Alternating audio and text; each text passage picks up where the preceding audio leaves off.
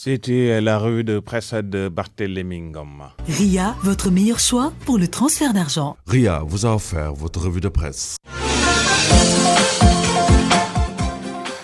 Cette revue de presse met un terme à ce journal. Le rappel des titres vend des crispations politiques sur le pays. Abdoulaye Wade reçu en audience samedi par Macky Sall. L'ancien et l'actuel président de la République s'étaient déjà vus à l'occasion de l'inauguration de Massalikul Jinan. Affaire des 94 milliards, le rapport de la commission d'enquête parlementaire blanchit Mamour Diallo tout en dénonçant un acharnement politique. Il a été présenté hier aux députés réunis en plénière. Pré-année militaire, les 16 professeurs mis en cause refusent le redéploiement proposé par le commandement. Ces enseignants sont accusés d'exercer dans des écoles privées, accusation qui rejette. Macky Sall s'engage à régler la question de l'accès à l'eau et de l'assainissement à Touba. Il a fait l'annonce devant le khalife général des Mourides. Le chef de l'État était hier à Touba en prélude au Magal. Vous avez suivi la page des sports avec Malal Junior Diagne et la revue de presse de Barthélémy Ngom qui a mis un terme à ce journal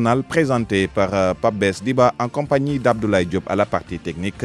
Je refile le micro à Anna Rocha. Anna, c'est à vous. Merci beaucoup, Pape Bess. Retour de l'info dans une demi-heure. Le journal en Wolof de Djeynaba Sidouba. Vous restez avec nous. RFM Weekend, la suite juste après la page de pub. À tout de suite.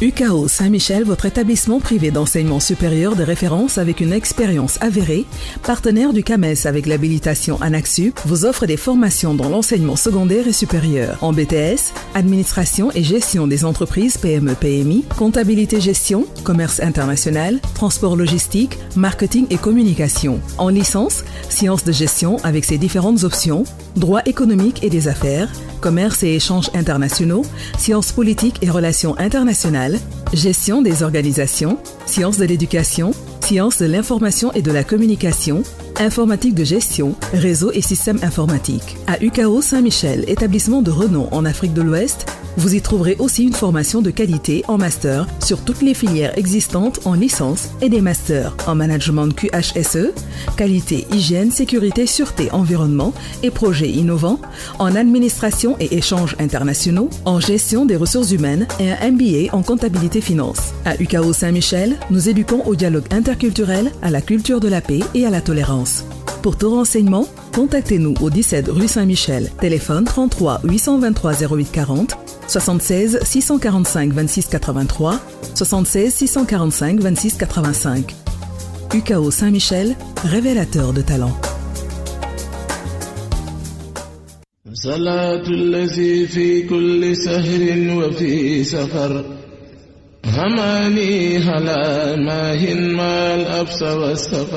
màggal gu ànd ak tawfeex moo tax Senelec lu ko jiitu defi na ay jéego ci dëkk bu sell boobule di Touba moo tax it Senelec di ñaan way jëfandikoo yi ne leen bu leen yàq wala gàllankoor bépp jumtukaay bi nga xam ne def nañ ko ca dëkk ba wala lu ko wër wala ci yoon yi jëme ci dëkk bu sell boobule. Senelec di ñaan itam ne képp ku nga xam ne dafa am travaux bu muy def ci suuf buy gas na mu oytu ndax mën naa yàq te loolu day gàllankoor séddaleem courant bi. poto yi nag yi nga xam ne def nañ ko fa am na boromi oto camion wala lu mu munti doon ñoom léeg-léeg dañuy faral di ko mbëkk te bu ñu ko defee loolu le itam day indi gàllankoor ci séddaleem courant bi moo tax ñu ngi leen di ñaax ñu oytu bu baax. Senelec di wax ne bu ñu gisee installation yi bu ñu ko laal bu ñu ko jege loolu dafa wékku ci wérgu yaramu nit ki.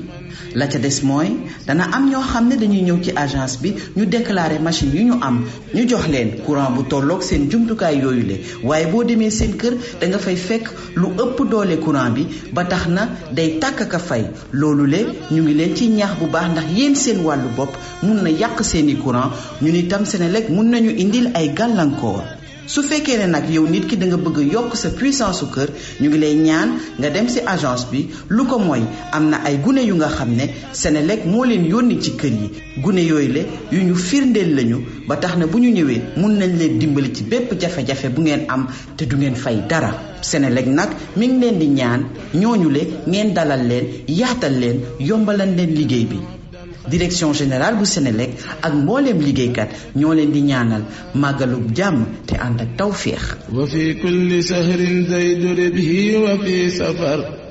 Amsa assurance lëkkaloo ak groupe La Poste ngir gën leen a jege da ngeen yittewoo kaaraange groupe La Poste ak Amsa assurance lëkkaloo nañu ngir jagleel leen ay xeetu assurance yu mucc ayib ngir seen kaaraange bopp jagleel nañu leen lu mel ni Amsa individuel accident bi leen di aar si bépp xeetu lorange bu soqeekoo si accident si seen wàllu bopp wala ci seen bërëbu liggéeyukaay lii di Amsa nat moom dencukaay la bu ñu mën a woowee natt bu wóor boo xam ni si ñetti weer yu nekk dina am ku ñu tànn jox ko ngir neexal mbooleem li mu naroon a jot ci juróomi at te dootul natt nag assurance compte sécurité bii sàmm seen compte poste finance ba nga xam ne bu nit ki doddoo wala mu am loraange bu jur ab laago ñu am lu ñu ko dimbalee ci ay koppar ngir seen kaaraange oto Amsa indil na leen Amsa Pack Auto bi ëmb juróomi xeetu assurance yu mën a sàmm seeni oto classique liberté confort privilège ak excellence boo leen bëggee tukki bitim réew nag Amsa assurance dina leen taxawu boo leen yeggee bitim réew si lu gaaw ci lu mel ni accident wala feebar bu bette delloo billet ak ay bagages yu réer lii lépp mën ngeen ko am si réew mi ak li ko wër yépp si biir bureau poste yi ak bureau poste finance yi poste ak Amsa assurance jug nañu ngir taxawu leen si jafe-jafe yi ngeen di jànkonteel ci seen dund ci wàllu kaaraange ngir ngeen am si ay leeral mën ngeen a jël rendez-vous si bépp agence La Poste bi leen gën a jege wala ngeen woo ñu ci 33 839 34 34 wala 33 839 36 01.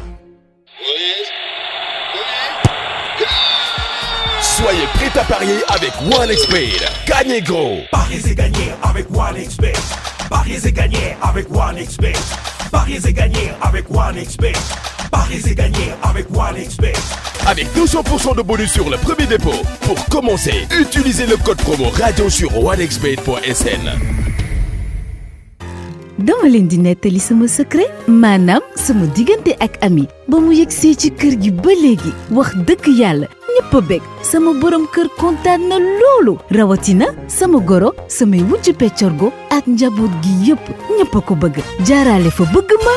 waaw ami safal lay wax ak cafka aram bu sell te neex bi mu àndal xorom iodé bu néew bi ñu ko defaree ak ngëneel yi mu ëmb mbégte dafa dekki ci kër gi samay togg dañoo gën a saf léegi tey xeeñ lu neex yéen nag loo leen di xaar ngir dalal ami seen kër. ami sama safal bi woo. RFM Radio Futur Média 94 FM Dakar. RFM 7h, bientôt 37 minutes. Vous êtes à l'écoute d'RFM Weekend. Tout de suite, place à votre rubrique Ecorex consacrée aux ressources extractives réalisées et présentées par Abdou Diouf Junior. Bonjour à tous et bienvenue dans Ecorex. Économie sur les ressources extractives. Ecorex avec Abdou Diouf Junior. Nous poursuivons notre entretien avec Mamadou Faye, directeur général de Petrosen. Au menu ce samedi, le licensing round prévu au début du mois de novembre, les réformes de Petrosen, le contenu local entre autres sujets. Vous aurez également le point de vue de Mansour Kama de la Confédération nationale des employeurs du Sénégal et les précisions de Manar Sall, conseiller technique du ministre du Pétrole et des Énergies, des précisions sur les décrets d'application de la loi sur le contenu local entre autres sujets. C'est tout de suite dans Ecorex. L'entretien dans Ecorex. Mamadou Faye, directeur général de Petrosen. Le code pétrolier parle du fait que les critères techniques et financiers sont fixés par décret selon l'article 12. Il stipule ce même article que les contrats sont négociés par la commission de négociation qui doit être mise en place par arrêté ministériel. Où est déjà ce décret? Il n'a jamais été signé à notre connaissance. La commission n'a pas été mise en place et l'arrêté ministériel est toujours attendu. Si vous voulez organiser le licensing round. C'est un processus qui a été beaucoup plus lent que nous l'espérons. Le décret actuellement est à l'étude, est pratiquement terminé. Nous sommes sur le point. Il n'y a pas uniquement le décret, il y a le décret, le modèle de contrat de partage de production, le modèle d'accord d'association et les nouvelles procédures comptables. Ces ensembles de textes complètent la loi qui est le code pétrolier. Aujourd'hui, nous sommes sur le point de finaliser l'ensemble de ces textes avant d'aller vers le licensing round. Si nous avons retardé un peu l'ouverture de ce licensing round, les dates, c'est pour pouvoir finaliser ces documents juridiques qui constituent la base même du licensing round. Est-ce que vous aurez le temps déjà de finaliser finaliser ce document, c'est le licensing round, c'est en novembre. Je pense que nous avons le temps. Nous avons le temps. Le corps de texte sont là, c'est que c'est l'harmonisation des documents juridiques. Vous avez mis les charrues avant les bœufs? Non, parce qu'il y a ce qu'on appelle une technique d'intéressement. Quand vous faites une sismique, vous commencez par informer les compagnies pétrolières par lettre qu'à telle date, vous allez faire un appel d'offres. Les compagnies se préparent et attendent l'événement. Le licensing, ce n'est pas une date fixe, c'est une période. Ça va durer 6 mois. Le Sénégal va définir ses critères. C'est à partir de la date où on va énoncer le licensing que les compagnies vont venir acquérir le dossier. Et chaque compagnie intéressée va manifester son intérêt par lettre et prendre le dossier d'étudier. Il y a tout qui doivent engager nécessairement. Parce que si nous donnons librement, gratuitement les documents, c'est n'importe quelle compagnie pétrolière qui va venir et qui va ensuite sous-traiter pour les vendre. Donc il y a un prix que nous allons fixer pour chaque package et les compagnies sont censées les payer et signer des accords de confidentialité. Parce que quand nous donnons des documents, nous ne voulons pas que ces documents se retrouvent dans la rue le lendemain. Je rappelle que M. Mamadou Faye, directeur général de Petrosen, le licensing round que vous allez ouvrir en novembre prochain, c'est un appel à manifestation d'intérêt pour les blocs mis en jeu, un appel en direction des sociétés pétrolières internationales, justement. Nous allons parler des estimations nouvelles, parce qu'il y a eu un puits qui a été récemment découvert dans le champ de Yaka à Kayar Offshore profond. Ça va changer quoi? Vous savez, quand on fait une découverte, souvent on n'a que des données à l'endroit où le puits a été foré et des données sur la système. Maintenant, les forages que nous allons faire vont infirmer ou confirmer nos appréciations actuellement qui se chiffrent à peu près à 20 TCF de gaz, soit 540 milliards de mètres cubes. Tout cela va changer beaucoup de choses. Petrosen aussi devrait changer, on l'espère. Comment vous comptez réorganiser la société de pétrole? De 2017 à 2018, nous avons fait un plan stratégique. Ce plan stratégique a été présenté au conseil d'administration de Petrosen en novembre 2018.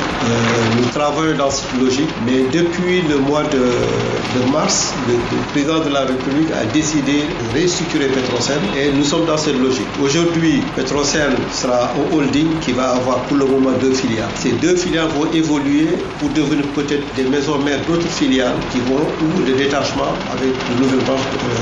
de développement. L'objectif, c'est d'avoir une filiale dans le secteur aval et une filiale dans l'amont. L'objectif surtout de Petrosen, c'est d'être opératrice dans 5 ans. C'est-à-dire, aujourd'hui, quand on regarde en Afrique, toutes les compagnies, il n'y a aucune compagnie pétrolière qui est opératrice, qui va chercher des blocs ou du pétrole hors de son pays. Mais si on revient un peu en arrière, on regarde ce qui se fait avec la société qu'on appelle Petronas. Ils sont ici, ils sont en association avec Total, dans le puits qui vient de terminer Total, où ils ont 30%.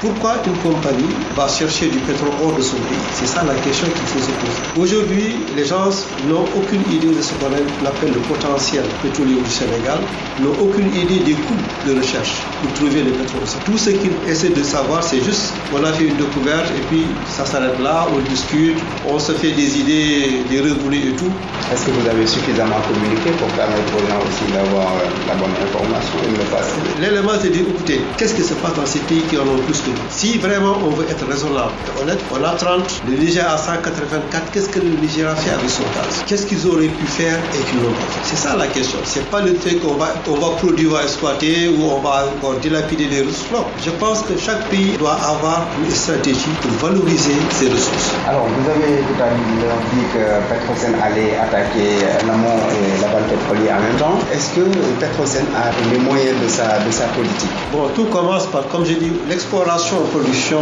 c'est du business. Ça s'appuie sur la géologie et la géophysique qui sont des métiers techniques et scientifiques. La première chose, c'est de développer les capacités techniques et scientifiques de nos gens. Je pense que l'Université de Dakar,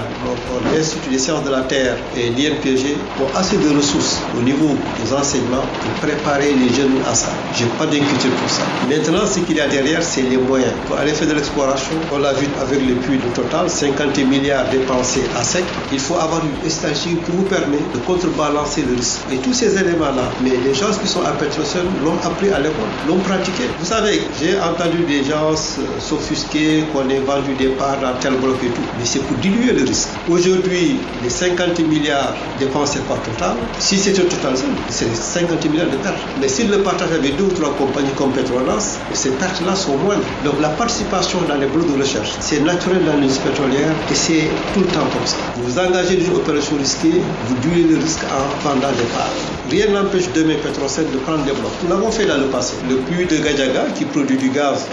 dans la zone de Noto, a été foré par Petrosen. Et cette équipe-là est toujours là. Et je pense que si on a les moyens et la volonté, nous pouvons aller faire de l'argent. Alors, comment Petrosen compte financer justement sa participation à l'exploitation de tous les blocs où il est déjà découvert la ressource? Depuis 2 ans, nous sommes en train de travailler sur le financement des projets. Déjà avec BP, dans ce qu'on appelle la phase 1 de Tortue, nous avons notre financement qui aujourd'hui est en cours d'exécution. Nous sommes en train de réfléchir comment financer les phases 2 et 3.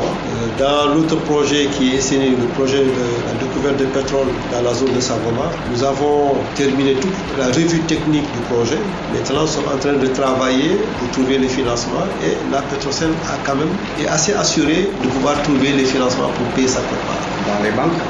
Certainement, les banques, avec le support de l'État. Petrosen actuellement n'a pas ce qu'on appelle des assets qui lui permettent de donner des garanties. Donc toutes les garanties que nous allons donner, ce sera avec l'aval de l'État. Et pour Grand Tortue Ahmeyim, vous allez emprunter? On a déjà emprunté et ça continue. Mais à qui? Bon, une partie, c'était des fonds alloués par BPE Cosmos qui nous a permis de démarrer. Mais c'est des banques internationales qu'on va solliciter. Vous savez, dans le financement des projets, il y a plusieurs méthodes. Dans le gaz, la méthode la plus simple, c'est que l'achat, parce que dans le gaz, vous êtes obligé d'avoir un contrat d'enlèvement long terme pour justifier le développement, l'investissement. Et c'est dans ce contrat-là que vous pouvez utiliser pour aller lever des financements dans le monde. Souvent, c'est ce qu'on appelle l'off-taker, celui qui va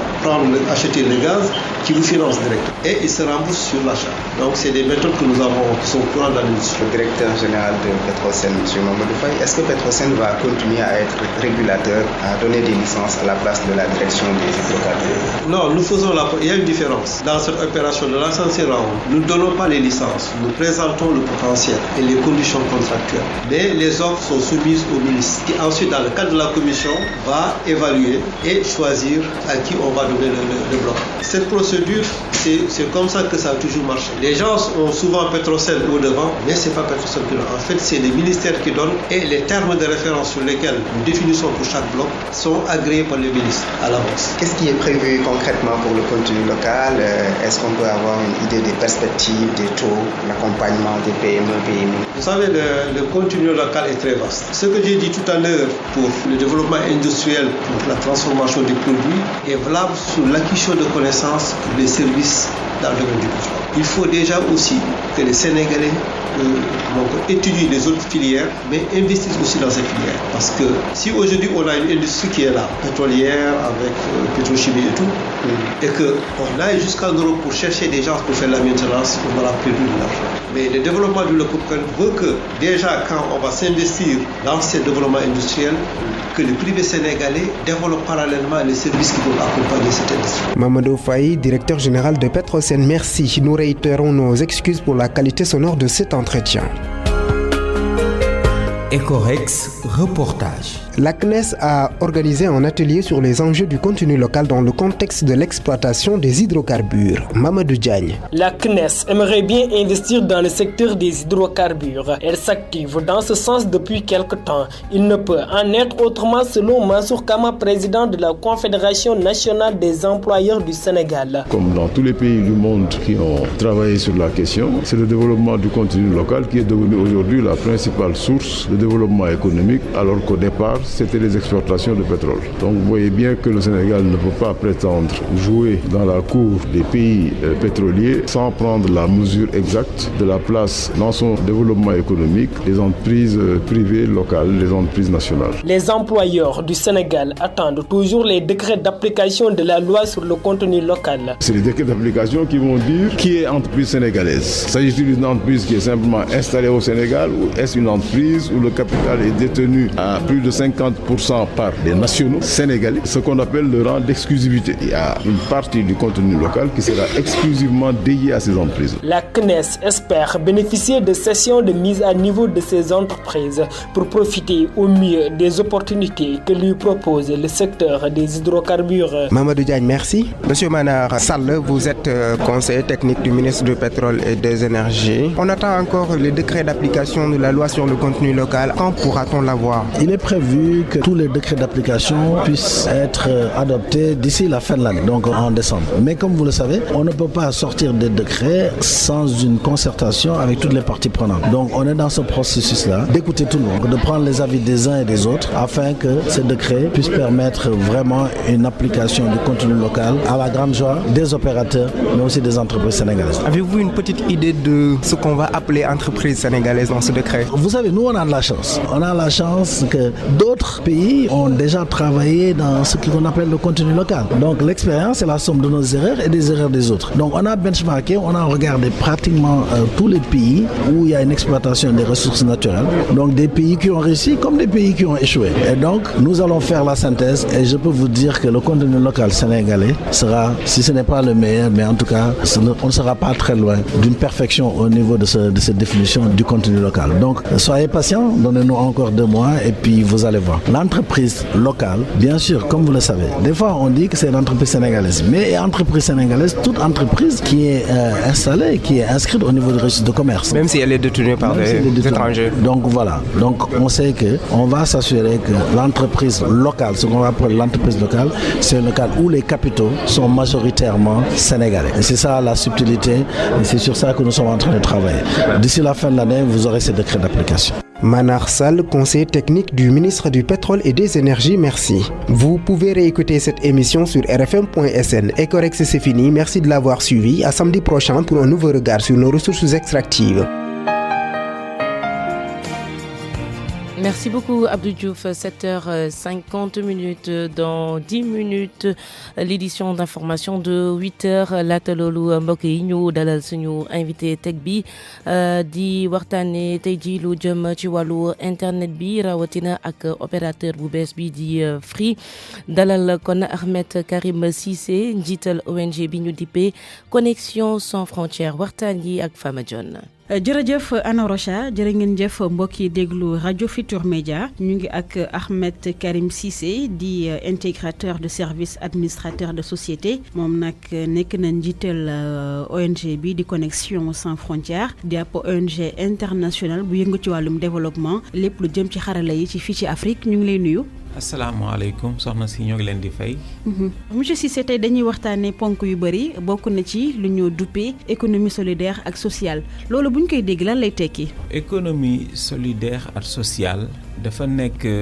jumtuwaay yi nga xamante ni tontu la. yi nga xamante ni population yi nit ñi askan wi ñoom ñoo ko tontu ci jafe-jafe yi ñu am ci wàllu koom-koom. comme ni nga ko gisee ci àdduna bi koom-koom bi dafay gën a metti am bi di gën a wàññeeku. soxla yi di gën jafe bu njëkk ba nit ñi dañu yemoon ci banque yi ñu dem ba benn jamono ñu ni yenn dëkk yi banque yi mënul faj aajo nit ñi ci wàllu koom-koom nit ñi dem ci li ñuy wax microfinance moom la ñoo wax léegi système financier décentralisé mais teewul nit ñi continuer di wut ay pexe pour dimbalante seen biir ci wàllu koom-koom am njëriñ ci ñoom am njëriñ ci société bi ci loolu la li ñu tuddee économie sociale ak solidaire génn ci àdduna bi ba tas fi ba tey jii ci Sénégal ñu am ministère bi nga xamante ci loolu lay dox donc bu ngeen xoolee bu baax dafa mel na nit yu ñuul yi africains yi bokk nañ ci ñu inventé li ñu tuddee économie sociale solidaire mooy def ay pexe def ay doxalin pour dimbalante ci seen biir boo xoolee tontine noonu la mel boo xoolee li ñuy wax ci tubaab bi lu genre achat groupé ay nit dajaloo jëndandoo pour njëg li wàññeeku li ñuy wax ay genre centrale d'achat nga xamee ni syndicat yi yenn sociétés yi dañ koy def yooyu yëpp ay xeetu économie sociale solidaire la tudd. wax naa tontine bi léegi nii boo xoolee bi gën a tey xew mooy li ñuy waxee fundraising mooy dajale xaalis mooy tey ji nit ñu war a tabax jàkka wala nit ku organiser événement sportif. ba pare yow am nga xalaat bu baax mais amoo xaalis bu la permettre nga def ka xam nga nit kooku am na jafe-jafe tey jii ak développement bi technologie am ci àdduna bi mën nga lancer sa xalaat ni lii laa bëgg def ñu jàppale la képp ku nga xamante ni gëm na li ngay def mu def ci xaalisam bu fekkente ni dañ ko jàllale ci rajo yeeg ci télé yi ba mu siiw nit ku nekk yëg ni diw de xam naa ka lu wóor lay dox man de li muy dox am na solo dinaa si def sama ñaar fukk boo xoolee bu ñëpp defee seen xaalis yow da ngay dajale xaalis bu doy def sa projet donc tey jii boo xoolee li ñu tuddee économie sociale solidaire ak le fait que nit ñi di dajale xaalis utiliser système yi am léegi daf ko gën a yombal ba léegi bu ñuy wax sax léeg-léeg affaire économie sociale solidaire am na ñi nga xamante ni foofu lañ koy yemale ñi nga xamante dañuy leble def plateforme yi nga xamante ni du banque ba pare di leble di dimbali ay nit yu am projet def ak ay mécanisme ay système yi nga xamante nit ki mën nañ ko lebal ci anam bu sell mu fay ci anam bu sell te du jàll système bancaire bi yooyu yëpp tey jii moom la ñu boole tuddee ko économie sociale solidaire mu tekki ci wolof dimbalante ci wàllu koom-koom. Est-ce que loolu bu mujjantal gi du concurrence banque yi wala boog dañoo réinventer façon bi banque yi daan doxee parce que gis nañ ni yenn saay daan nañu laaj ay kayit yoo xamante ni wala yenn métiers yoo xamante ni boo ko amul tey ji pour nga am financement dafay xaw a jafe. bokkul ku nekk dafa am looy dox ku nekk am ay cible ku nekk am loi yu la encadré banque bi dafa nag a continuer di des nekk banque microfinance yi système financier décentralisé dañ fiy nekk di def seen liggéey lii nag tontu la mooy li ñuy wax alternative tontu la nit ñi dañuy am ay jafe-jafe yëg ni lii banque bi mënu ko faj yëg ni lii microfinance mënu ko faj ay nit dajaloo taxaw ni ñun nii la ñu bëgg doxale bu fekkente ni doxalin bi ñuy def benn yoon aayewu ko loolu dafay tegu ci yoon donc ay nit mën nañu dajaloo ni masalan ñun amee nañu suñu xaalis bu ñu gisee xale bi nga xam ne am na projet ñun dañ koy financer ngeen def seen contrat wax ni man dinaa ko jox 5 millions wala 1 million bu liggéeyee nii la may fayee loolu dafa mel ne crédit entre particulier donc économie sociale solidaire ni muy defee crédit mu basé wu ci confiance at ci qualité projet yi yemul at ni banque di évaluer donc ku nekk da nga nag a am sa pàcc booy doxal dafa mel ne rek mbedd yi ni oto yi mel dafa am ñi nga xamante bu ñu xëyee suba dañu jël car rapide ñi jël bus ñi am seen oto bopp ñi jël taxi ñi jël clando ñi jël vélo mais ku nekk ci tali bi ngay daw noonu rek lay mel boo ko xoolee ba bési biir donc nagul am benn problème ku nekk daa xam fi nga war a yem ku jéggi fi nga war a yem dinañ la yemale donc si wàllu googu il est vrai que nag Sénégal amagul loi bu encadré tey jii économie sociale solidaire donc mën nañu xalaat ni fi lekki jamono mën nañ si am ay tolof-tolof mais nit ki nga xamante ni yamale nga sa bopp dem ñu saytul la li nga war a def nga teg ko si yoon mën nga ko def doxal li ngay doxal te doo si am benn jafe-jafe incha allah. alors may fàttali ni ñu ngi ak Ahmed Karim Cissé nekk njiital ONG bi di Connexion sans frontières ñu dugg ci wàllum connectivité ci Afrique fii particulièrement Sénégal nan nga ko jàngatee. waaw Sénégal def na ay jéego yu am solo ci wàllu connectivité depuis des années depuis boo xoolee bi ñu privatiser Sonatel at li fi xewaat yëpp ñu tijji secteur bi am na ay jéego yu am solo loolu defe naa képp kuy xool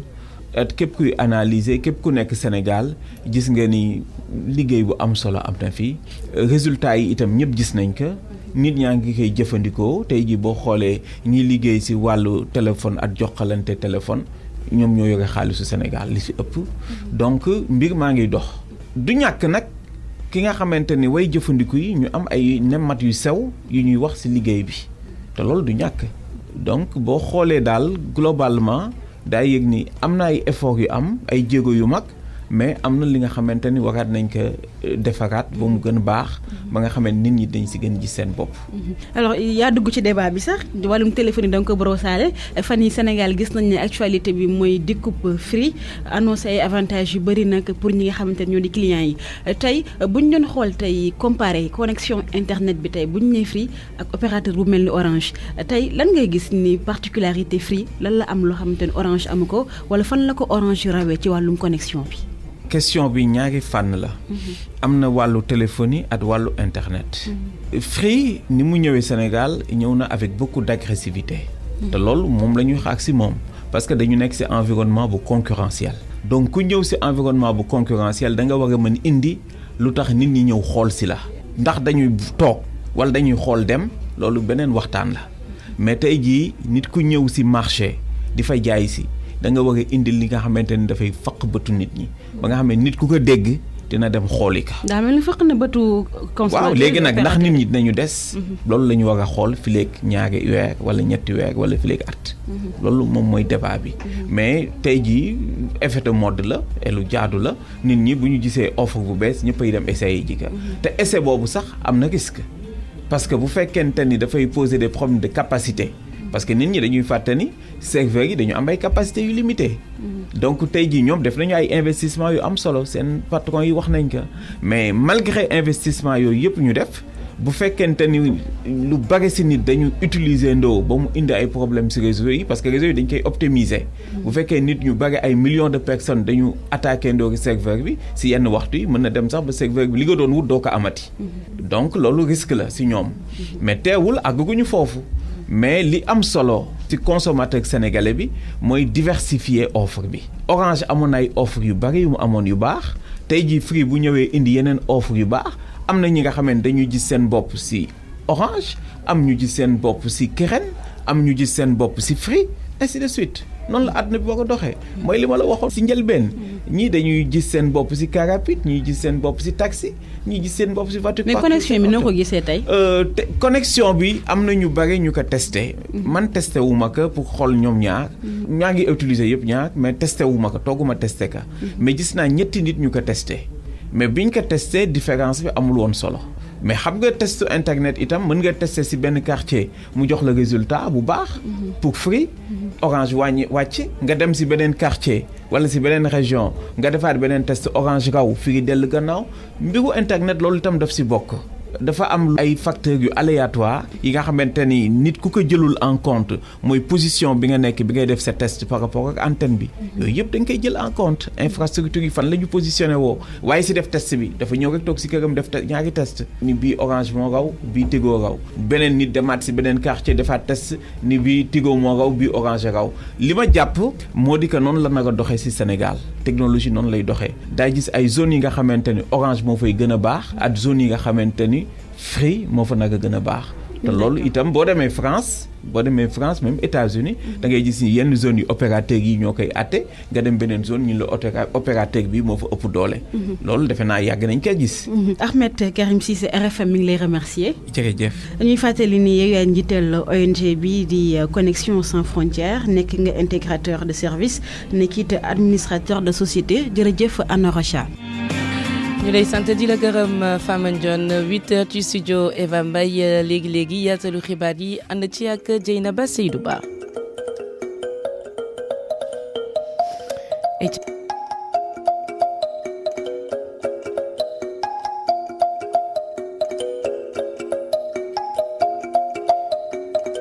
ñu lay nuyu bu baax a baax Dieynaba. di la fay bu baax soxna Anna Rocha. li gën a fës ci xibaaru suba si bokk na ci maître Abdoulaye Wade mi wuy ji tey ji ci audience président Macky Sall tey ji ci ngoon lay doon bu 5 heures jotee ki fi nekkoon kon président de la République ak ki nekk jamono ji ci boppu réew bi danañu kon gisee gannaaw ba ñu gisee ba noppi ca ba ñuy ubbi kon Masalikul Jinaan lu ñeel xaalis bi daal di lëmbee diggante kon Mamour Diallo ak kii Ousmane Sonko muy 94 milliards yi rapport bu commission d'enquête parlementaire nag daan na faxas bépp tuuma bu ñu tekkoon ci kaw Mamour Diallo la muy ñaawlu nag mooy li nga xamante ni wàllum politique moo daal di lalu kon ci dossier boobile kon lii di rapport bi présenté nañ ko démb député yi ci ab plénière Prytanée militaire fukk ak juróom-benni professeur yi nga xamante ni dañ leen bëgg a yóbbu ci yeneen ni kon bérébu jàngalekaay te loolee nag commandant ba jiite Prytanée kon daal di koy proposé ñoom nag duñ ko nangu tey duñ ko nangu ëllëg ndaxte lañ leen di tuumal defuñu ko ñoom jàngalekat yooyu dañ leen jox kat yu baaraamu tuuma ne dañuy daal di def la nga xamante moom la ñu duppee xarmat loolee nag ñu koy daal ci weddi président Macky Sall dogu ne dana rek daal di saafara jafe-jafe yi nga xamante ni am nañu ko foofee ca Touba ngir am ndox mu sell waaye rawatina nag wàllum cet gi démb la ko xamle ne ci kanamu xalifa général kuli murit moom njiitu réew mi nag ma nga woon kon dem ca Touba yéen kaay yi dana xëy tey ñu ànd ceeg Barthélémy Ngom lu gën a fës kon ci xibaaru tàggat yaram Malal Junior Diagne Abdoulaye Diop moo féete ci machine bi ci micro bi Dieynaba Seydou Ba.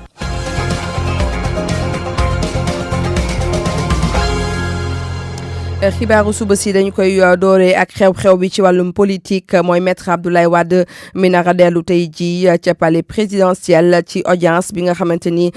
kii di Macky Sall boo ko nara kon jagleel tey bu 5 heures jotee lay doon ndaje bi nag ci diggante kii fi nekkoon njiiti réew ak ki ko fii rek daal di wuutu kon dafay rek dëggal kon li nga xamante ni moom mooy juboo bi am ci diggante ñoom ñaar di Macky Sall ak maître Abdoulaye Wade gannaaw ba ñu dajee ñaar fukki fan ak juróom-ñaar ci weeru septembre gi ñu jàll gannaaw kon ba ñuy ubbi kon Masalikul Jinaan dajeep Abdoulaye Wade kon ak Macky Sall tey ji bu 5 heures jotee ca nekk nag ci askan wi rawatina nag ci ñi seen xel màcc ci wàllum politique yaa ngi koy rek daal di bàyyi xel waaye bu ñu sukkandikoo ci taskatu xibaar bi xelam màcc tamit ci wàllum politique di Momar Jong ne nag moom la muy rek daal di yaakaar mooy daje bi am ci diggante Macky Sall ak kon Abdoulaye Wade ñu bañ a rek yem ci wàllum rek gisee ak juboo diggante PDS ak APR waaye dañ ko yaatal classe politique bi yëpp ñu déglu ko moom Momar Jong ci micro Abdoulaye Diop. buñ ci jógee nag ñu dox ay fan mu ñëw di ko seeti palais du ñu def lu rafetlu ko rek parce que jàmmoo bi nga xam ni ràññee nañ ko ci langue politique bi depuis Masalikul Jinaan biñ koy ibbi defe naa loolu lay wëyal loolu lay firndeel waaye nag liñ ci gën a xaar mooy mu bañ a nekk waxtaan woo xam ni pour defar diggante Abdoulaye Wade ak Macky Sall dong lay doon il faut que mu law ba laalaale langue politique bi yëpp bu ko defee noonu lay réew mi nekkee ci jàmm mais jamono yi nga xam ni moom ak Abdoulaye Wade ak Macky Sall ñi ngi saafonte di gisante di waxtaan jamono yooyu moo tombeeg itam ñu génnee benn affaire boo xam ni Ousmane Sonko ci boppam la yitteel te yu mel noonu bu amee dafay indi jeexi jaaxa ci xel yi moo sañoon daal suba li am bu ñu waxtaanee ba noppi nañ ko waxtaan bañ koo yemale diggante APR ak PDS Karim Wade doomu réew mi la war a mën a ñëw ci réew mi waaye nag am na ñu gàlloon ci ndoddam maanaam 138 milliards yoo xam ni newoon nañu moom la war a fay état du Sénégal loolu xëy na mu jafeel ñëwam fii am na ay jamono sax di doon wax naan bu fi ñëwee teg fi tànkam dina ko fay maa mu delluwaat kaso waaye jamono yooyu nag defe naa romb nañ ko ba fi mu ne daan la ñuy xool léegi nag defe naa bu ñëwee nag dina am njariñ parce que loo xam ne la dina participer ci apaisement climat politique. mu nekkoon kan Momar Jong taskatu xibaar kon xelam màcc ci wàllum politique mu doon analyser li nga xamante ni mooy gisee diggante Abdoulaye Wade ak Macky Sall tey jii lay doon bu 17h jotee lépp lu ci tukkee ci xibaar dañ ci ànd ak yéen fii ci RFM ñu wax léegi ci rapport commission bi nga xamante ni moom moo doon enquêté lu ñeel mbirum kon 94 milliards yi nga xamante ni moom la Ousmane Sonko jorkor bi woon baaraamu tuuma kii di Mamour Diallo waaye ba ñu rek daal di defee ñoom seen enquête lëmbarti xool ñoom député yi nag dañoo jàpp ne la ñuy rek daal di tuumal Mamour Diallo dara tegu ca ñoom nag nee nañu ñi nga xamante ni ñoom la ñu jot kon daal di déglu amul yenn kàddu yu ñu yëkki ngir daal di tuumal ki fi nekkoon directeur domaine ñoom nag commission bi la ñuy rek daal di ñaawlu mooy nag lu jëm ci wàllum politique bi nga xamante ni dafa daal di laxasu ci mbir moomile rapport boobu nag jox nañu ko foofee ci assemblée nationale Seydou Nourou Ba dañu ko tënkal. lu bal amul ci li nga xam ne moom la askan bi moom amul benn comportement boo xam ne mën nañ koo wax ne am na ko ca rafetul ci kii di Mamour Diallo lii mooy njàngat bu njëkk bi nga xam ne rapport enquête parlementaire bi amal na ko ci mbiru juróom-ñeent fukk ak ñeent ci ay milliards yi nga xam ne Ousmane Sonko yàgg na ko wax rapport bi ne ci mbir boobee kenn rek moo am sañ-sañ yëkkati koppar yooyu ngir fay ko muy chefu bureau domaine ca Ngor Almadi mi nga xam ne moom moo amal ay chèque ca trésor te moom moo ko doon signé ñaareelu conclusion bi nag li mu xamal ne mooy am na ki ñu wax Seydou ñu gën ko xamee ci Tahirou Sarr yor ñaari sociétés yi ñu wax Sofico ak CFU jëm ci ñàkk déggoo bu am ci jëndal ay créances ci ñi nga xam ne ñoom ñoo donn yooyu la société te ñu wax ne dépensé na si lu ëpp 7 milliards ci suñu koppar ci dossier boobee jëm ci fay waaye ba tey jilee sori na lool sax ci li Ousmane Sonko wax mu tolloon ci ñeent fukki milliards ak juróom benn ñetteelu conclusion bi nag li mu xamal ne mooy am na yoo xam ne leerul jëm ci organisation service état bi ci suuf si nga xam ne nee nañu dañ cee teg loxo ñeenteelu conclusion bi di wax ne dañoo warmaalul benn yoon loi bi te ki ko def di député bi di Ousmane Sonko ndax moom mu nekkoon intermédiaire ci compte yooyu nga xam ne dafa jël yeneen tur def ko te ñi nga xam ne dañoo war na donn ay recommandation nag commission bi amal na ko lu ci mel ni nee nañu fexe ba situation bi leer ci wàllu yoon waaye tam fexe ba ñu saytu droit wu képp ki nga xam ne dañ la waxtaane ci yëf yi ngir ñëpp ñoo xam ne dañoo war a donn ak seeni njaboot ñu dakkal topp buñ leen topp ci mbir mi waaye tam dossier bile ñu jébbal ko ki nga xam ne moom lañ ko war a jébbal ci wàllu yoon ak yeneen recommandation Seydou Nourou Ba conclusion yi tukkee kon ci commission d'enquête parlementaire bi amul nag lenn lu mu rek daal di laale ak procédure bi nga xamante ni justice ñu koy rek daal di amal loolu nag da ko waral mooy pouvoir bu nekk nag da nga yem ci sa bos loolu nag moom mooy kon gis-gisu spécialiste bi ci wàllum droit di maître Moussa Sarr kon amoon nañ ko yéene déglu mais danañ ci dellusiwaat incha allah ci suñu yeneen ni kon jotaayu xibaar 8h jot na ba teg juróom-ñeenti simili.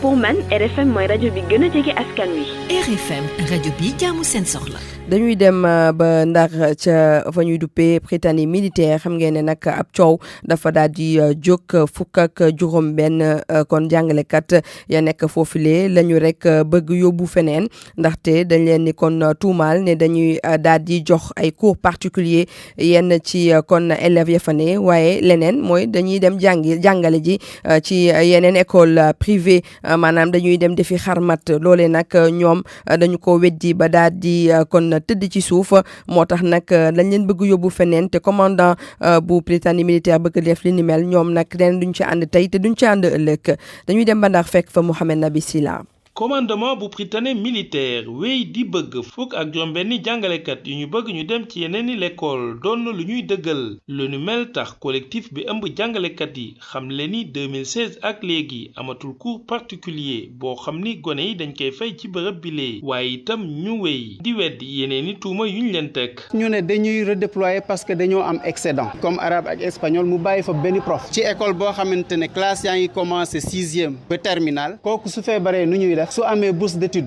nu ñuy def yenn prof yi dañuy bëgg a encadrer seen élèves ba ay 23h ay minuit yenn saay 2h du matin te loolu ku jege rek moo ko mën diggante 2010 ba 2019 ñu ngi jóge ci 14 logements fukki logement ak ñeent ñëw ci 8 logements xaw ma nag ndax juróom-ñetti logement jar na coow yiñ ci indi yëpp dem ci privé terewuñu def suñu liggéey convenablement te du ñëpp d'ailleurs ñoo nekk ci privé yi ñooy dem ci privé yi. Gabriel Ndour di jàngalekatu philosophie yor kàddu collectif bi xam leen ni tey jii taxaw nañu temb ngir wut saafara ak kilifa yi ndax nag njàng mi bañ a sooxe ci bërëb bi lee. ay jàngalekat lañu. xam nañu ci yan condition la ñu mën a am amee résultat yu baax te nag gis nga lii suñ ko bàyyee mu dem résultat yi dina chuter te su boobaa responsabilité bi ci ñun lay nekk dañoo bëgg ñu toog waxtaan de manière sereine ci question bi après cours yi commencé convenablement. nu mu mënti demee fukk ak juróom-benni jàngalekat ci juróom fukk yi ci bërëb doon ñu jotul emploi du temps ña nekkoon sax yenn ci kër yooyu tey jii dañ leen ñaan ñu génn ca bërëb ba ak seen njaboot. RFM ci Ndar Géej. Mohamed Nabi Sila di la gërëm bu baax a baax université Amadou Mahtar Mbow nag lu toll ci ñetti kon téeméeri étudiant rek la ñuy jël ca bañ koy tàmbali ñu jàpp nag ne cours yi danañ ko daal di door foofule janvier 2020 année bu njëkk mi nag dañoo jàpp ne dañuy rek daal di saytu xool li nga xamante ni moo baax ñu wéyul ko la ca bon kon ñu daal di koy rek kon saafara bu ñu sukkandikoo kon ci kilifa yi ñoom sax ci wàllu woowu ñu ngi daal di amal ab tàggat ngir daal di xool yenn kon coppite la ñuy indi foofee ca université Amadou Mahtar Mbow. Abdourahmane Diallo. Université Amadou Mokhtar Mbow dinañu tàmbale jàng ci weeru janvier 2020 Ibrahima Cissé mooy vice recteur bi. ren fas yéene nañu jël suñu campus seen war a jox maanaam ñetti téeméeru ndongo yoo xam ne dañ leen bëgg a tàggat si mbiru séance et cetera mais booy xool suñu première année bii maanaam dañ koy tuddee année préparatoire maanaam dañ leen di gën a tàggat si yenn discipline yi maanaam ay mathématiques ay physique ay chimie et cetera ay français technique d'expression nan la ñu war a waxee muy français di anglais yooyu yëpp dañ leen si bëgg a tàggat. bu ñu sukkandikoo ci ñu ŋànk UAM matuwaay yëpp jël nañ ko ngir année scolaire bi jaaree yoon li ni mel sax a tax ñu ngi tàggat ñu ŋànk université bi ci xarala yu bees yeeg li ni mel. dañu xool ni université bi léegi mu war a démarrer te pour mu ibbi laaj na ñu tàggat suñu personnel bi si maanaam mbiru xarala yu bees yi ñu koy wax informatique il faut que ñu xam en réalité nan lay informatique di doxee réellement te yan mbir lañ si war a utiliser pour mën a fonctionner université bi bu loolu weesoo am na beneen tàggat bu ñuy tàggatu si personnel bi maanaam si mbiru nan la nit ki di war a comporter woo ak nouvelle innovation yi am léegi maanaam mbiru informatique yeeg et cetera nan lañ ko war a mën a intégrer si li ñuy liggéey pour mu mën a jëm kanam. bu ñu sukkandikoo ci ñu ŋànk université Amadou Mokhtar Mbow seen bébét mooy fexe ba université boobu bokk ci yu gën a xarañ. RFM Mbour Abdourahmane Diallo. Abdourahmane di la ci gërëm bu baax a baax gannaaw ba 8h jotee ba tekk fukki simili ak ñett ñu dem ba Touba xam ngeen ne président Macky Sall dafa doon amalam ngan ngir wàccaayu kon màggal Touba bi ñuy amal kon fukki fan ak juróom-ñaar maanaam jeudi bi ñu dëgmal lay doon président Macky Sall nag ba mu fa demee daan dogu ne dana daal di saafara lépp luy jafe-jafe bi nga xamante ni askan wa ñoo ngi ko fay am jëmee ko ci jot ndox mu baax waaye tamit wàllum cet gi foofee ca Touba man ko daal di xamle nag ci kanamu xalif général kulli murid Sëriñ Muntaxa Mbacké Marema Diop. jafe-jafe yi ñuy nemmeeku fii ci Touba ci wàllum ndox ak lépp loo xam ne dafa dëppoo ak assainissement bi njiitum réew mu Sénégal di président de la République Macky Sall daal di ne engagé wu ngir saafara lu ni mel kàddu yooyu mu ngi ko yëkkati ci kanamu xalif général des Mourides. bu ñu amee seetlu waxtu wi déwén bu ñu fi yàlla bàyyee màggal gi ak déwén jéeg si biir nawet lay tombe loolu nag dafa laaj ñu am waajal ba bëgg naa bu ñu génnee si màggal gi ñu saytuwaat mbiru ndoxu Touba ak réseau yi fi nekk ba xool dëgg-dëgg ak tolluwaayu dëkk bi lan mooy solution yi gën a yaatu mbirum courant dafay nekk lu soxal dëkk bi ndax yaatuwaay bi ak tolluwaay bi daañ si taxaw. naka noone la ko xalif général des Mourides daal di jaajëfale ci bëgg-bëggam yooyu ci Touba porte parole ba di Serigne Bassirou Mbacké Abdou Khadre daal di dikkaat ci engagement bu président Macky Sall ci biir dëkk bi di Touba Mbacké. nee na mi ngi yeesalaat ak cant ak ngërëm sa digg ak moom ndax xam na ne li la war ci dëkk bi yaa ngi ci def ba def ci loo mënut ci wàllu wér-gi-yaram rek boo ci ñëwee hôpital Modou Lo Fousseyni Beye ñaa ngi cee def bâtiment bu mag boo xam ne mën na 7 milliards te boo ko teg hôpital bi nga fi sumboon loolu nag fànn yu bari def nga ko ci loolu lépp nag nee na boo koy def ci dëkk bi dàkk ak bëggam ak dàkk bëggu Serigne Touba moo tax nga di ko def. président de la République Macky Sall nag bi mu duggee fii ci Touba dafa jubali defi ji ab visite de chantier foofee ca université Cheikh Ahmadou Bamba naka noonu itam la jubale ak délégation am ci Touba ngir julli ajjuma ji ci njiital bu xalifa général di Mouride Marema Diop fii ci Touba RFM. jërëjëf Marema Diop fukk ak 74e kon at bi nga xamante ñu ngi koy màggal gàmmu bu Taslima nekk ca département bu Bounkiling comité d'organisation bi nag taxaw nañu ngir gën a rek daal di gën a farlu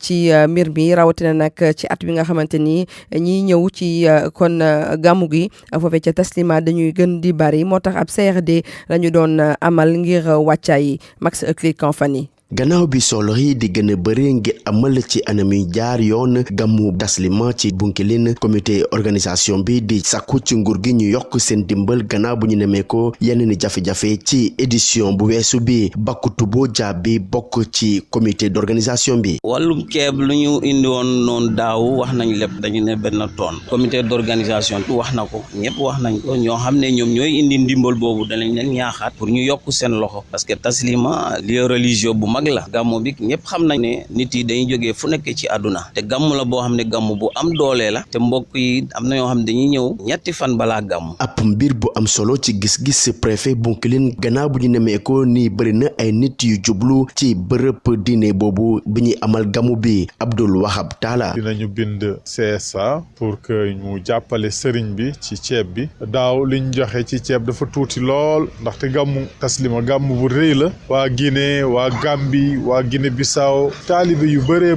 dañ fay daje donc wax dëgg yàlla war nañ leen jox lu mu tuuti une dizaine de tonnes ceeb ndaxte nit ñi dañ fay toog lu yàgg.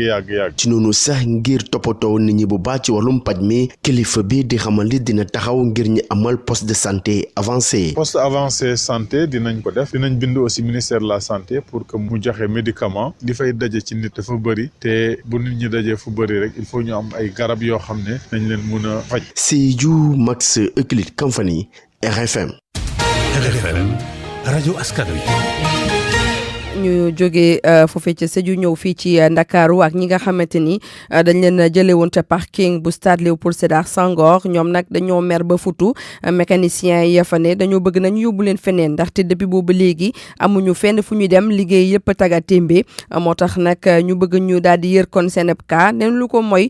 financement yi nga xamante ni jotoon nañ ko ci délégation à l'entrepreneuriat rapide di DER duñ ko rek daal di remboursé démb nag dañoon jano ak taskatu xibaar yi foofee ca parking bu stade Léopold Sédar Senghor Oumar Mbow. dañoo mer ba mënuñu woon sax dégloo wante.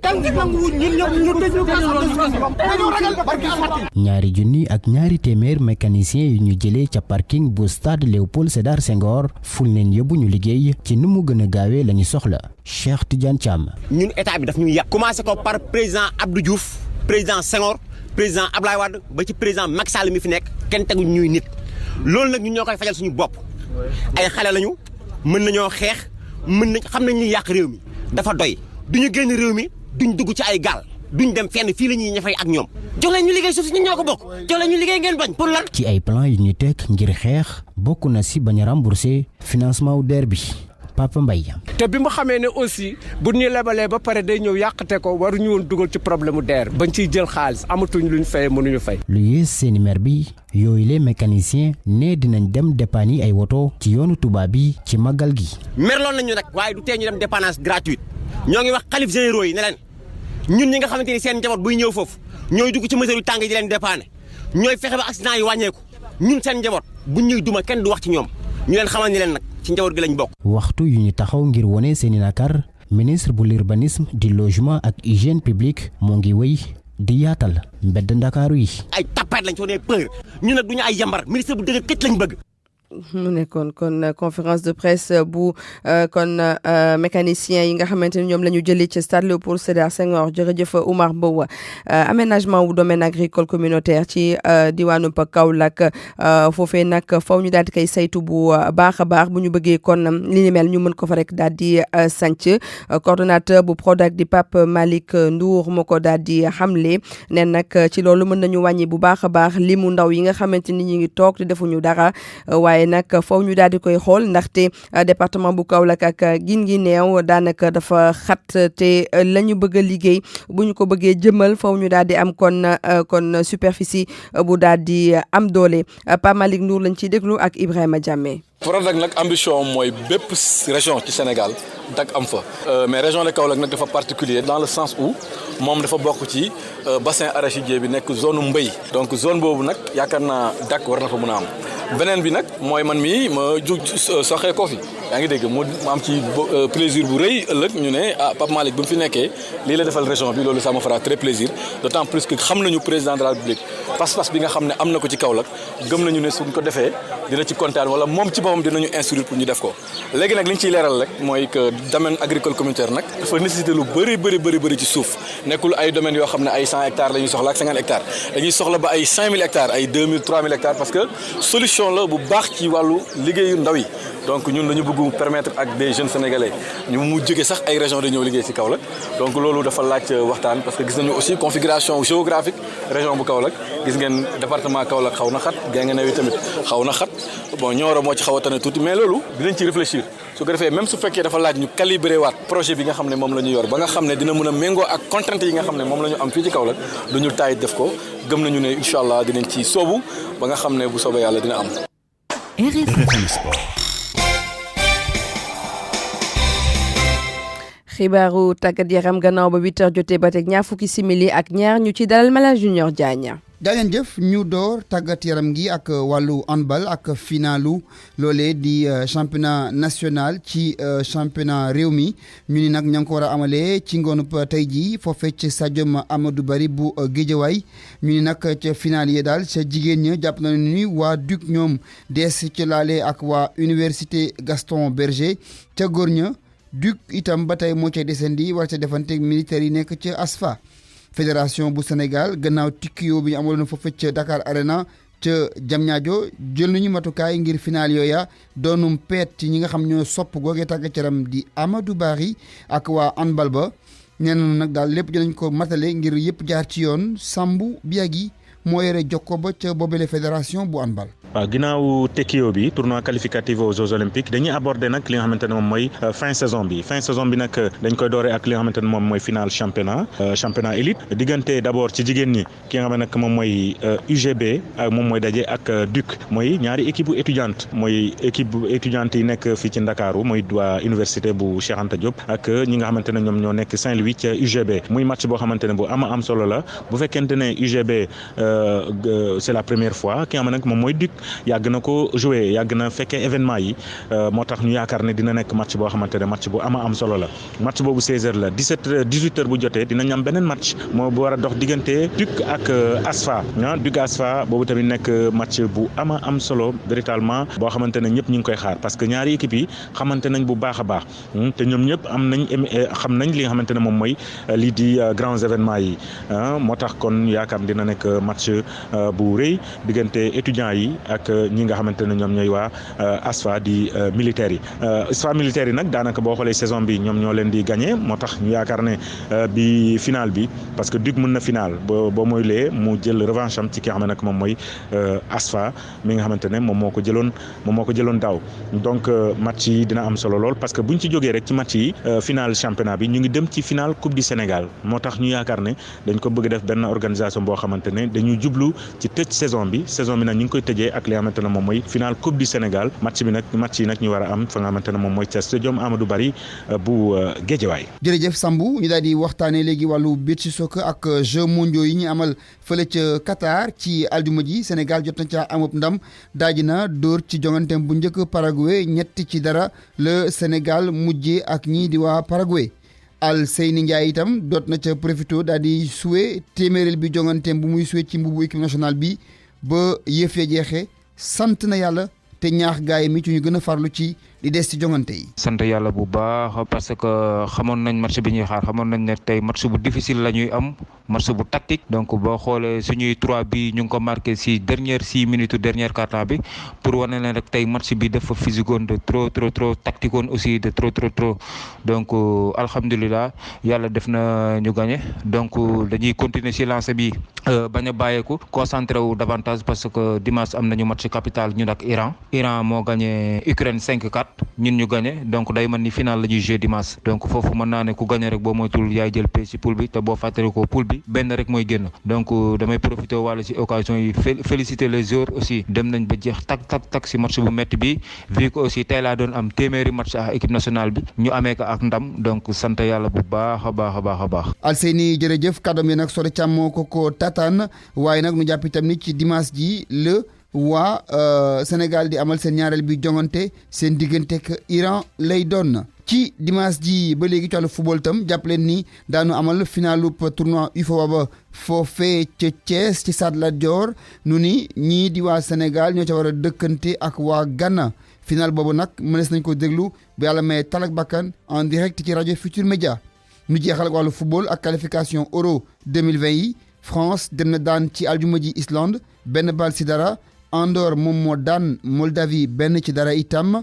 Turquie daan itam Albanie benn ci dara Angleterre dafa daanu jot dëkkam boobee di République tchèque ñoo leen daan ñaari bal si benn Portugal moom daal dinaa daan équipe bu Luxembourg ñetti bal si dara. jaajëf lii mooy gënoon fës ci xabaar yi ñu yendu jàmm ci RFM. ni kay xëy tey ñoo di ceeg Barthélémy Ngom. dal leen jàmm mbirum 94 milliards yu titre foncier wu 1451R daanaka yéenekaay yépp moom la ñu xëyee ni ki tey ji ak conclusion yi tukkee ci rapport commission d'enquête bi nga xamante ni moom la ñu taxawaloon ca assemblée nationale. source aané Mamour Diallo ràgg nañ ko ba mu set wecc conclusion bi ci gën a fës nee nañu amul benn détournement de deniers publics maanaam luubal koppar amu ci mbir mi ci gàttal daal yéenekaay bi ne amul lenn lu ñu mën a toppee Mamour Diallo ci mbirum 94 milliards yooyu le looloo tax yéenekaay bi di quotidien ne commission d'enquête parlementaire gi ñu taxawal ci assemblée nationale ba daal dina tiire bu baax ci kaw Ousmane Sonko ragg Mamour Diallo ba mu set wecc Ousmane Sonko taqal nañu ko lii la yéenekaay bi di Les Échos xamle daal di nag xibaar lu tukkee ci rapport commission d'enquête bi nga xamante ni moo doon càmbar mbir mi yéenekaay bi ba tey ci conclusion yi tukkee ci commission boobule jàpp ne li Ousmane Sonko yëkkati nay kàddu jëmee ci kaw Mamour Diallo amul dara lu ci tege ci dëgg looloo tax yéenekaay bi di L'As jàpp ne Ousmane Sonko daal wili pandé nañ ko bu baax ci kanamu commission bi ba noppi nag daal di setal deru Mamour Diallo yéenekaay bi di Vox Populi ne député yi def nañu réquisitoire boo xamante ni neexul ci njiital Pastef ba tey bu ñu sukkandiko ci rapportu commission bi ci yéenekaay bi di quotidien nee na accusation yi dafa mel ni acharnement politique la ak it médiatique jëmee ci kaw Mamour Diallo yéenekaay yi di L'Observateur ak Source A ne révélation yu jéggi dayoo la ñu def ci rapport d'enquête bi ñeel mbirum 94 milliards yooyu L'Observateur sukkandiku ci article 152 bu code pénal ne ci mbirum 94 milliards yi mennam nit mi nga xamante ni moo mënoon a fay moo di woon njiital bureau des domaines bu Ngor Almadi ndaxte moom mooy émettre chèque trésor moom rek moo ko mën a signé loolaa tax Source A jàpp ne Maysa Ndiaye joxar bi nañ ko baaraamu tuumaal niki Ousmane Sonko bi commission bi di tuumaal ne dafa violé loi bi ndaxte da doon jouer rôle intermédiaire ak tur boo xamante ni du bosam yéenekaay bi dellu siwaat ci seede yi nga xamante ni commission bi jëlee na ko ci ay nit gannaaw ba mu leen doon déglu ña fa teewaloon héritiers yi sax jox nañu commission bi ay feuille de présence su réunion yoo xamante ni dañu ko doon amal ak Ousmane Sonko te saa su réunion jeexaan Ousmane Sonko ci boppam moo doon signé ak loxoom li a tax ba libération ne Ousmane Sonko jàpp nañ ko ci flagrant délit yéenekaay bi di quotidien jëlaat xibaar ne commission bi sax dem na ba ne dañu war a daan kii di Ousmane Sonko ndax dafa bañ a ñëw wuyu si commission bi ñu ubbi woon ngir leeral mbir mi ak lu ci mën a am laas nee na Mamour Diallo moom altine wala talaata gii ñu jëm dana déposer plainte am ñu des ba tey ca place Soweto ca assemblée nationale ak yéenekaay bi di L'Observateur mi xëy dellu siwaat ci coppite yi ñu andi ci règlement intérieur ba te ñu woote ko ni ki démb ay changement yu bari bokk na ci sax dem ba taxawal benn ñetteelu groupe parlementaire yéenekaay bi di Vox Populi ne ay coppite yu bari daal nas nañ ko ci règlement intérieur bu bees bu assemblée nationale bile bi ci gën a fës nag